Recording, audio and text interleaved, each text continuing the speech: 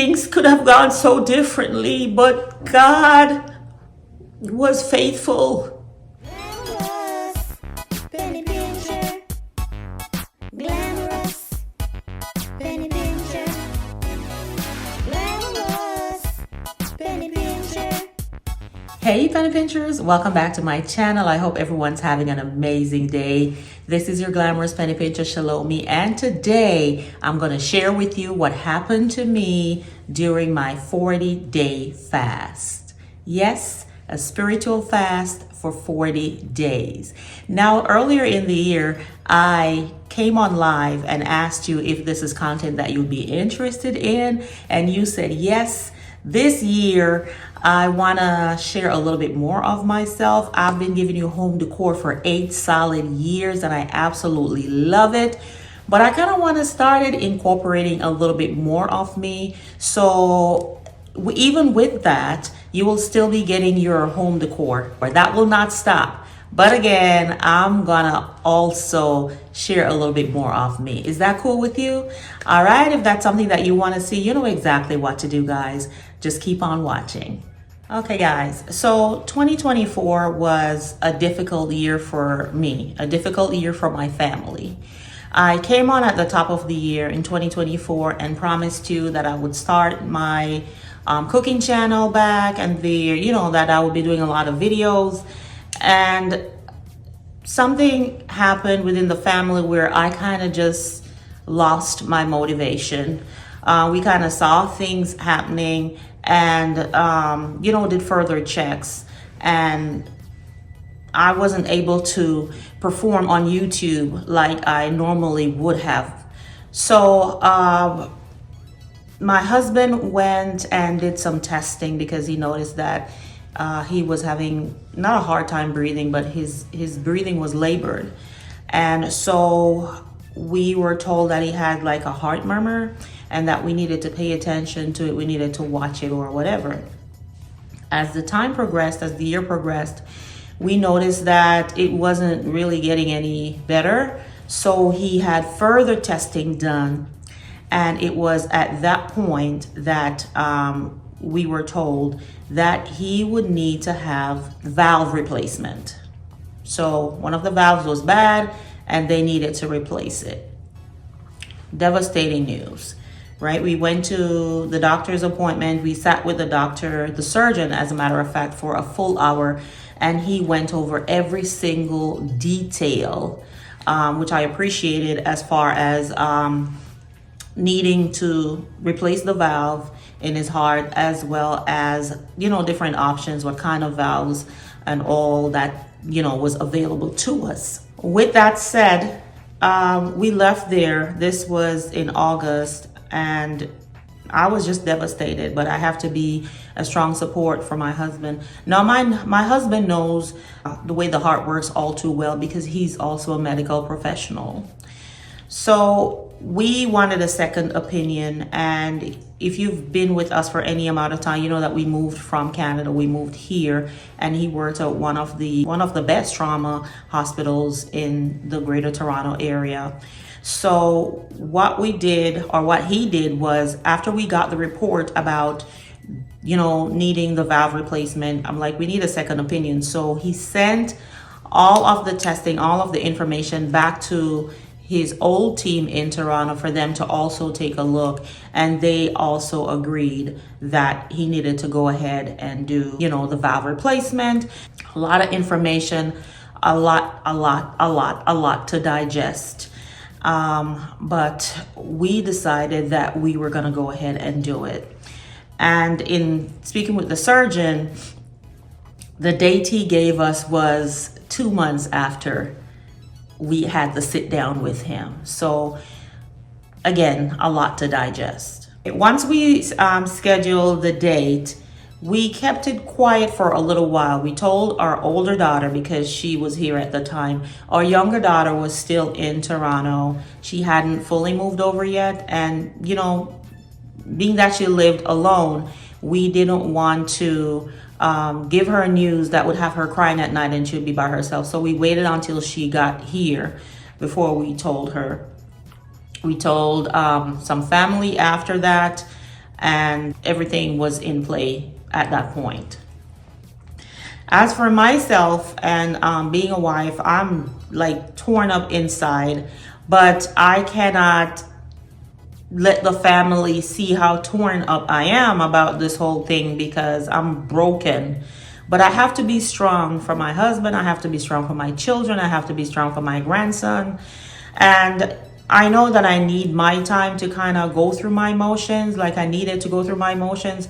But I did do that, but I did that in private, in quiet time, like when I was alone, or if my husband went to work. He was still working up to this point, like he wasn't sick or in bed or anything, but just having that hanging over our head was just very, very hard. Like it make you look within to see, do I have everything right? I need to set my house in order. I need to do these things. I need to get this straight. I need to fix this. I need to fix that.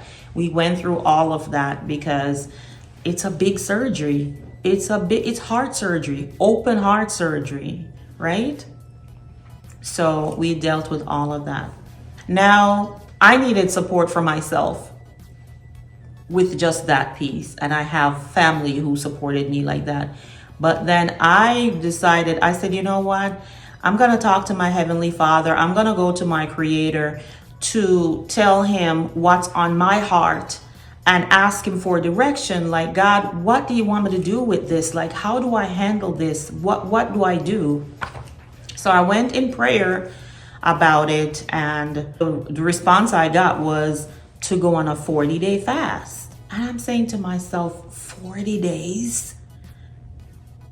But then I trust the voice of God. I trust the Holy Spirit. And I live a fasted life, right? Like I fast at the beginning of each month for 3 days. It's like a tenth. It's like a tithe, right? 3 days. The month normally lasts 30 or 31 days. So 3 days of fasting is what I normally do at the beginning of the month for the first 3 days. I've done 7-day fasts. I've done the 21-day Daniel fast. So I have fasted. I live a fasted life, but I had never done a 40-day fast.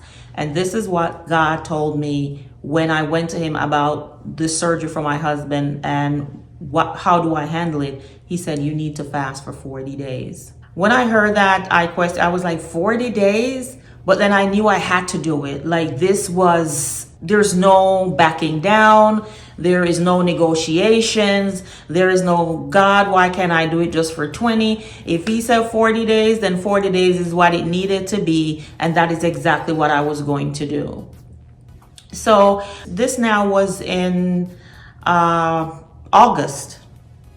And I decided that I was going to fast for 40 days before his surgery. His surgery was closer to the end of October. And I would have completed the 40-day fast prior to him going into surgery. So what I did, I prayed on it as far as when I would start. And then I came to the conclusion that I would do September 1st to October 10th. And that would be my 40 days, which was kind of difficult because my younger daughter, as I told you earlier, lives in Toronto. So she would have moved down the September 1st, the day I was starting. So I had to cook and, make sure it's a long drive. They drove for like 16, 17 hours, so they would be hungry. And I had to make all that food without eating. Now, the fast that I did was not a dry fast. I have a lot of water. I drink water throughout the day. I fasted from 6 a.m. to 6 p.m., drank water throughout the day, and at 6 p.m. I would break my fast, and I usually would have like soup or salad or something, nothing too heavy that would make me like hungry the next day. So I'm gonna share with you some of the tips that I use when I'm going into fasting. Hopefully you'll find them helpful also to you. And this is not like a formula for fasting. This is what I do when I fast. And this has worked for me. The first thing you need when you're going into fasting is to understand what fasting is. Biblically, fasting is abstaining from food. A lot of people will do like social media fasts and fasting from sweets or whatever it is. For me, fasting, when we talk about fasting in the Bible, it's fasting from food. So that is what I do. Now, fasting from social media and all those other things, those are really helpful also in your fast, because what you do is you clear your mind, and all that junk and all the stuff that you see on social media, that would sometimes, stay with you in your mind. You give yourself an opportunity to kind of cleanse that away, be away with that, so that you can hear clearly and you can think clearly while you're on your fast. So some of the things that I do to prepare for fasting is, while I'm leading up to the day of my fast, so at least 3 days before my fast, I start to get my mind prepared. So I reading my Bible more, and granted, I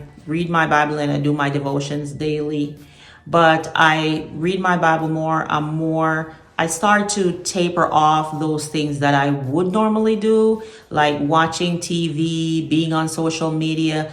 I start to really decrease that usage as the day gets closer, because once that day comes, then my mind is already somewhat prepared. I do the same thing with my meals. So like the day before fasting, I would eat lightly, so that the day of fasting and throughout, I'm not like starving, like, oh my God, I'm so hungry. So I prepare myself, mind, body, spirit. One thing that you need when you fast, you obviously are going to need your Bible, right? Fasting for me is like a threefold cord. There is fasting, there is prayer, and there's also giving. We'll talk about that a little bit later. So you want to fast, you want to pray, you want to give. It doesn't make sense for you to just go hungry throughout the day and call it a fast if you're not spending time in the Word, and if you're not praying, and if you're not actively listening in the Spirit to get the downloads that God has for you while you're seeking His face. Another thing is, we're not fasting so God can do what we want Him to do. That's not how God works. Fasting is just another way of worship. It's an act of obedience. Is you letting God, know that I'm serious about this thing enough to push my plate back for this amount of time and just totally be surrendered to you, mind, body, spirit, during this period of time, because I want to hear from you. Right? So you need your Bible.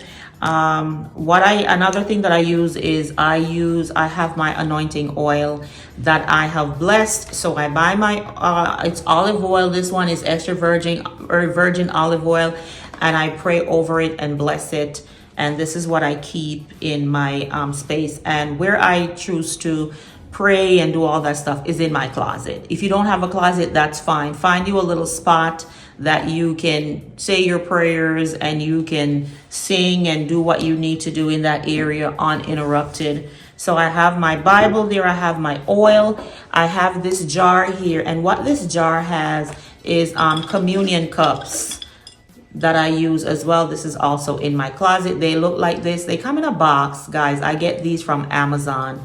And what I'll do for the things that I'm sharing with you, I will leave a link below. That way, if you're interested and you want to get some of these things, you can. So I have my Bible, I have my oil, I have my communion, and I have 2 books that help me while I'm fasting. Now, I use these books outside of fasting, but especially when I'm fasting, because they have information that I need, especially during that time. So I use this book, and this book is by Kevin L.A. Ewing. It's Prayers That Work. Now, this book is a powerful book, and what it is, it allows you to, it's basically praying the scriptures. If we look in like the table of contents, it will give you prayers, like foundational prayers for salvation. In the table of contents, it will tell you, what prayers and what to pray and all that stuff. So a very, very good book. This is also on Amazon. I will leave a link. Guys, I'm not getting paid for any of this. I'm just sharing with you from my heart the things that I do. Another book that I use is the book of promises, the Bible promise book, sorry, the Bible promise book. And what this does is this book takes you directly like to the scriptures and to God's promises. This book is by Barber Publishings, and it's a very good book to use when you're fasting. So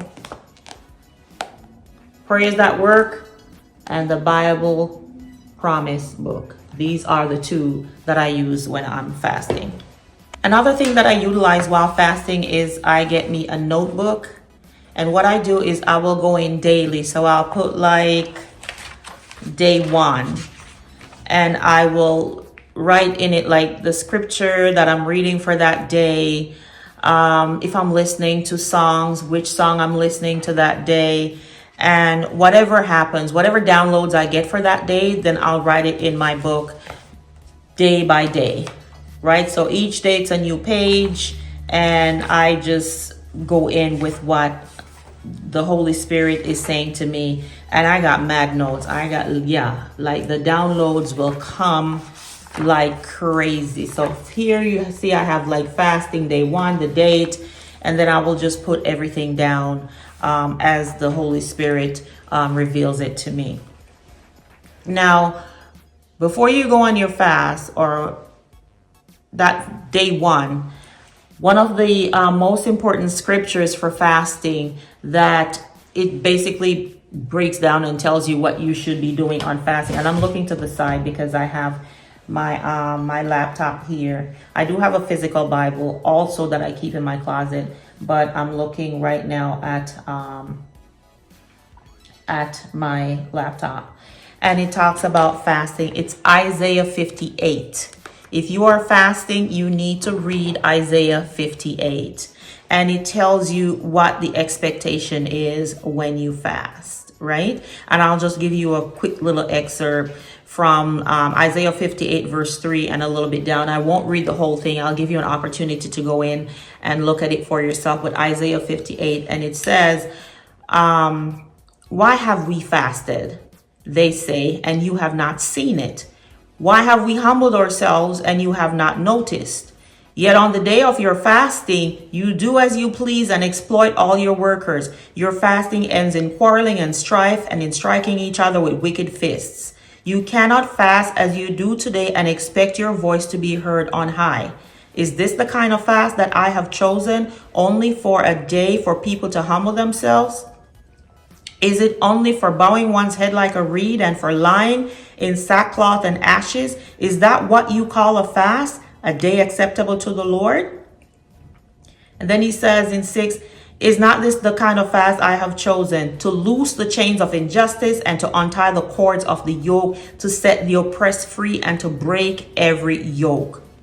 Is it not to share your food with the hungry and to provide the poor wanderer with shelter? When you see the naked, to clothe them and not to turn away from your own flesh and blood? It says, when you do these things, in 8, it says, then your light will break forth like the dawn, and your healing will quickly appear. Then your righteousness will go before you, and the glory of the Lord will be your rear guard. So it says, you know what? You're going on fasting, you arguing with people, you fighting, you not treating people good. You see the poor, you don't really care about them, you don't do anything, but yet you're in sackcloth and ashes. And you are praying to God, and he's like, dial it back. Go and do these things.